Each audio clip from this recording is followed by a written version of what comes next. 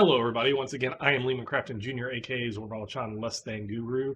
And today I want to do another update to what I've been doing for the last week, as well as what I hope to do in the near future.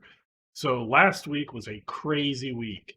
It was basically from Wednesday to Sunday, I had a game, and there's Mars, the white claw, wanting to be petted. But back to gaming. So I gamed every single day last week, and I've been thinking, how long has it been since I gamed that much? When I was in my 20s in college, it was very easy to game every single night after classes and between homework and stuff like that.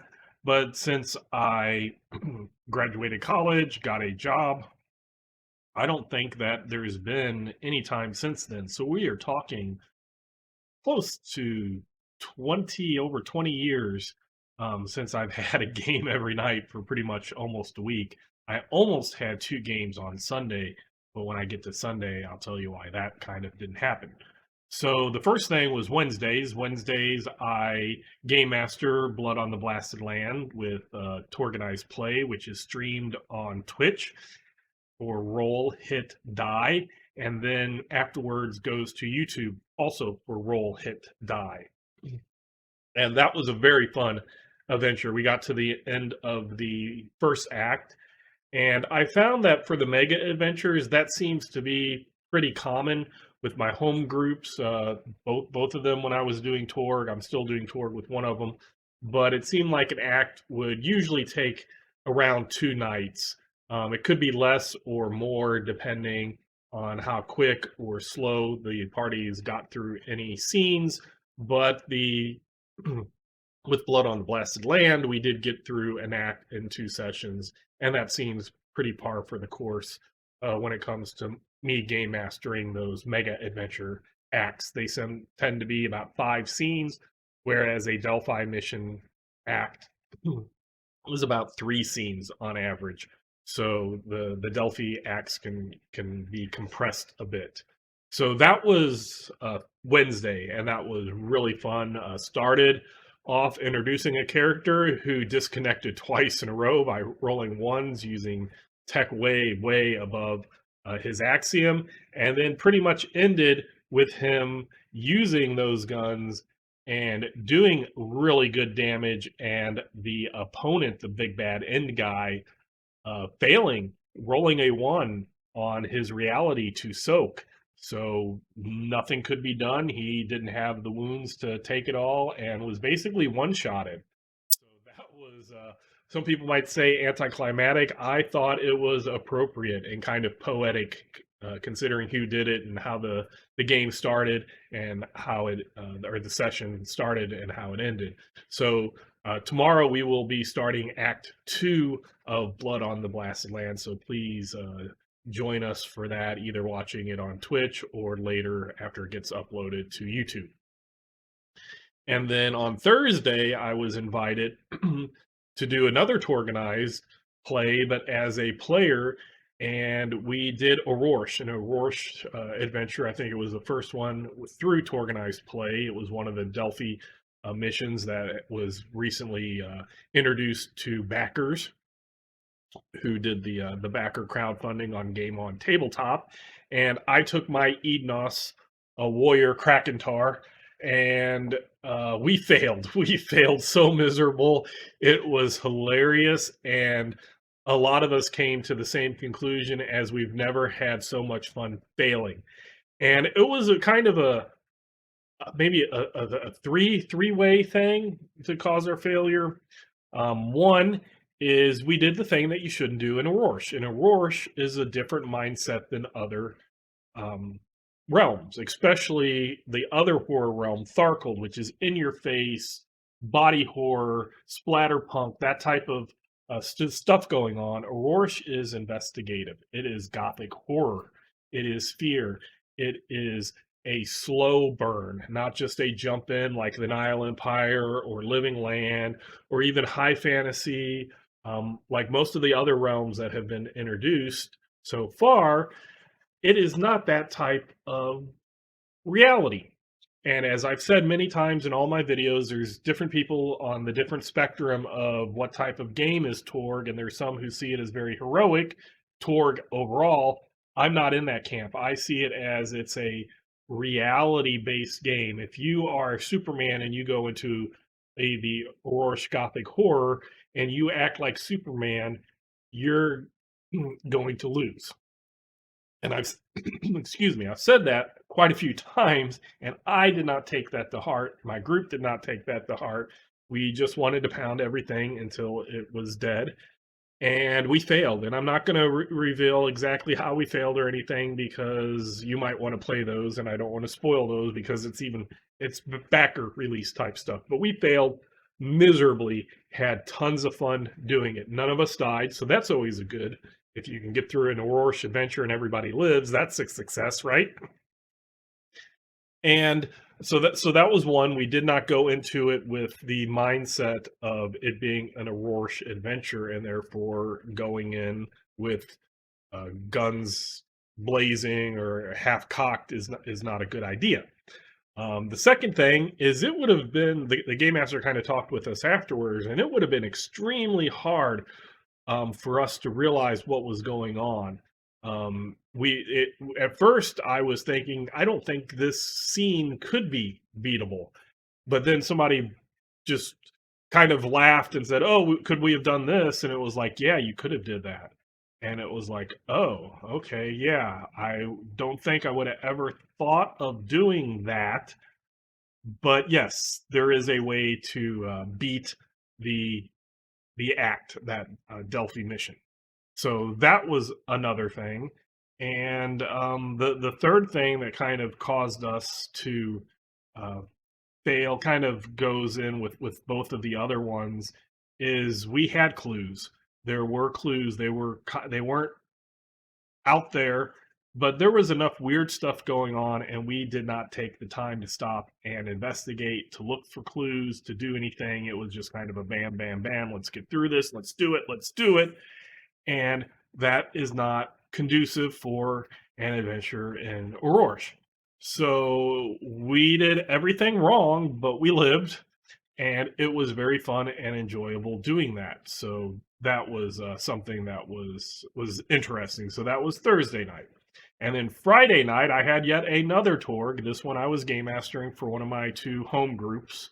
Um, and they finished the end of the Unhallowed Data Mega Adventure Act 6. So they only have one more act to go. And that's that's something that I had a lot of people who wanted to play. I had 8 players who wanted to play.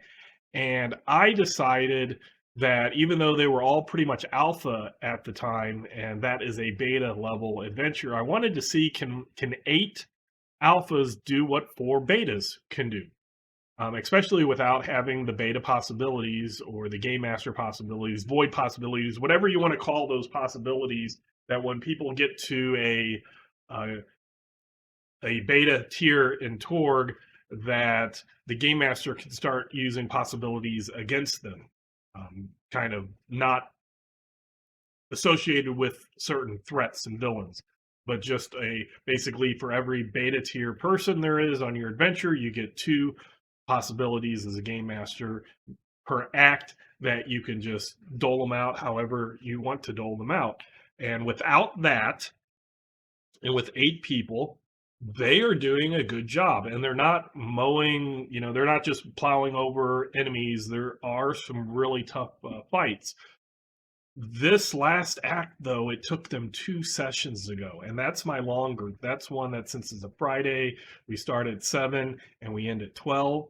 So we're talking a 5-hour thing there. There was lots of enemies coming in from all different sides, and it was just really tense. And the other thing was, the first week, 2 players couldn't make it, and one being the wizard who has the fireball spell, which is what gets rid of tons of minions all at the same time. He wasn't there, and he wasn't there the second week either. Another guy who has a stunner, I think he uses the confusion spell or psionic power a lot. He wasn't there the first time. He was there the second time. They did a little bit better. But it's one of those where, as a game master, and if you watched my Blood on the Blasted Land, you'll see that sometimes if it's just a mop up, I don't necessarily want to drag it out anymore. Let's get back to the role play. Let's get back to this. You took out Jawbone, the big bad end guy. There is no reason to have to fight the little minions that are driving the cars at that point. So I'll stop there. But on this one, I didn't. I kept it going because it was drama and tension the entire time, and not necessarily a bad thing, although there were characters close to death. At one point, every single character had used all their possibilities and had used all the cards, and they were then having to use destiny cards, doing inspire to get a possibility, and then that's when it's sometimes there's a what I call it, a Knight Templar with the Cyber Papacy, so it has like a suit of hard light armor. He was at his maximum shock. One more shock point, he would have been knocked out, would have been KO'd, and he took these 3 points of shock option. The healer had went around and healed everybody in the group, so he couldn't, or she couldn't heal anybody more, because you only can do it, I think it's once per scene. And so it was a lot of tension, and all of these little minion type basic things from different realities were coming in, and it was really good. And at the end, everybody was just, happy that they won the encounter. They were relieved that no one died, but they all, I believe it sounded, at least what they were talking about amongst each other at the end, was that, wow, this was a really intensive, really good game. It was like two weeks of this fight, because just how desperate they were, and that added to everything. So I feel that was a success. So that was Friday. Then Saturday, I did a really late game. I want to believe it was scheduled from 8 at night to 12 midnight, and it actually went over maybe to around 1-ish in the morning. And that was Ulysses Con was this weekend. So the Friday I couldn't participate because I had my home group, and the last two Ulysses Cons I have canceled those Friday games, and I didn't want to cancel another one. So on Saturday I played in a game, Dancing on Needle Tips, I think, which was another one that at the end, I'm not sure what we as a party could have did to win. And it wasn't necessarily that we lost. It seemed like, from what the game master said, no matter if you accomplished your mission or didn't, there would be loss either way. We just didn't accomplish quite our mission, but we survived. We were able to flee and help people flee the area of that, and that was pretty cool. So it was almost like two organized play things that we failed. The first one we failed hard.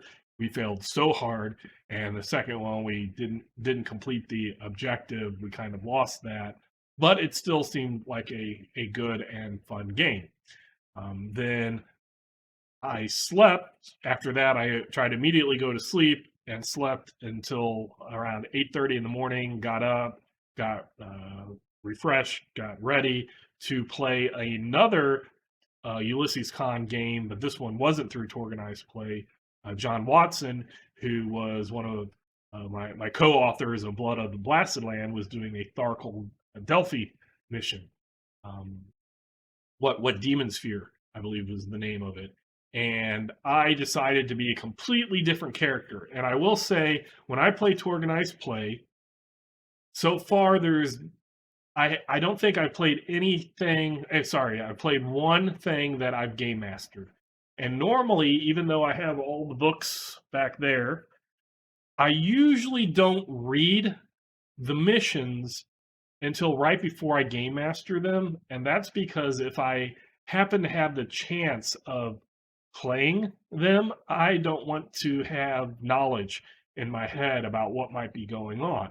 And one of the reasons I made Krakentor the Edenos warrior was because I could set his mind at 5, and I could be I don't understand things and I don't make plans and I'm just the muscle of the group or one of the muscles of the group.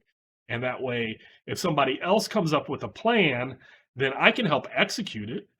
Or if I haven't read the thing before, I might come up with something.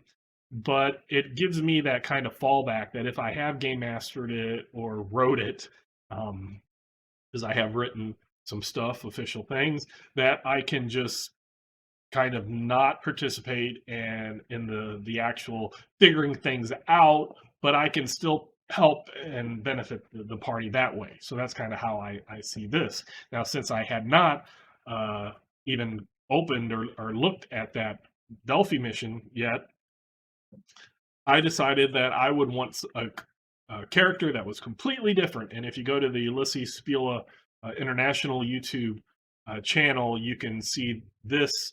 It was streamed live, and then it was put on YouTube afterwards. And you can see that I played a kind of a new ager who had faith but no miracles besides ward enemy, which anybody with faith can invoke that miracle. And I had a few spells which were decent, and they would have been good against demons. The problem with one of the spells is it takes like 6 minutes, or sorry, 6 rounds, 1 minute, 6 rounds to cast. So it has to be very prepped beforehand, and I didn't have a chance to do that.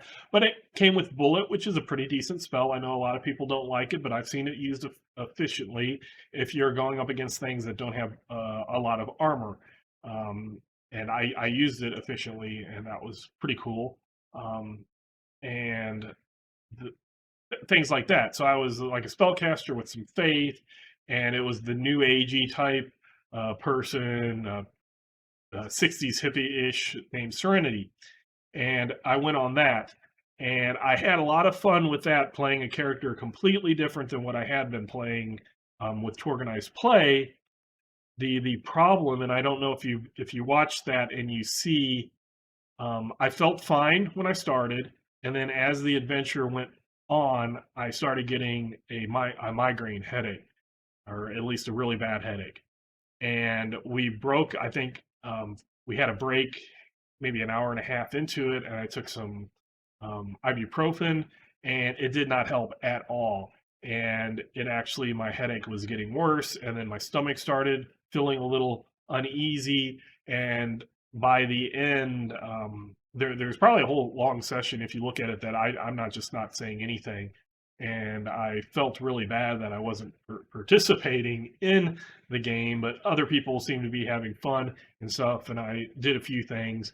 And then we were in a DSR, and our letters weren't coming up. And when the letters weren't coming up, um, you can, in the DSR, you still use that skill and use it as an approved action, so you can draw a card. So I did that at one time, and I drew the martyr card, and I'm like, I need to get out of this game.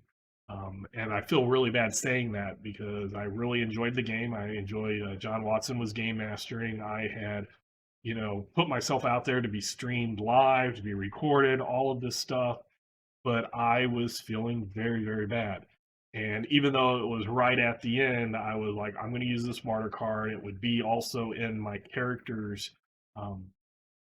It would be something that character would have did. She was for kind of healing the earth. The earth has been messed up, and there was this thing that was going to come and destroy all technology. And while she might be kind of nature loving in that, it would have taken anything new that would help nature away as well. I think that it was going to take things back to Tech 4, which is even pretty low, like half of what the living land is, that far back. Anything besides I pick up a stone or pick up a stick isn't going to be able to be used. So she didn't want that to happen. And one of the things at the beginning, it was like, oh, when you get this, you can either give it back to Thrachin, which would even if he was afraid of it, even if he didn't like it, he could be one that if he was going to die, maybe he would release it to spite everybody else. I didn't want him to get it. And the Delphi Council, even though they're the good guys and metagaming, we know that they will never betray you. Who knows what would have happened if they would have given it back to the Delphi Council, who might have gotten it from there. who might have tricked somebody or did something. So she just wanted this thing completely done and over with. So I played the martyr card. I had it where I had spent the previous round kind of figuring out how this prison in the stone tablet worked, and used her life force to basically put it and kind of destroy it, put it into some weird dimension that could never be accessed. So it would never be able to escape. No one would ever be able to get there. No one ever would be able to unlock it. So I felt that that was a good end. And since we, at the very beginning, we basically, one of the players had intimidated our way through a scene instead of a fight, that had cut down some time. So we ended up finishing about 30 minutes later, and I immediately laid down and slept basically for 4 hours. And when I woke up, my head was feeling a little bit better, but it still wasn't great. And two people for my Palladium Nintair Veil homebrew Sunday game, they canceled, and I just took that as a sign and just decided to cancel. So that's why there is no actual play, live play, playthrough, whatever you want to call that thing.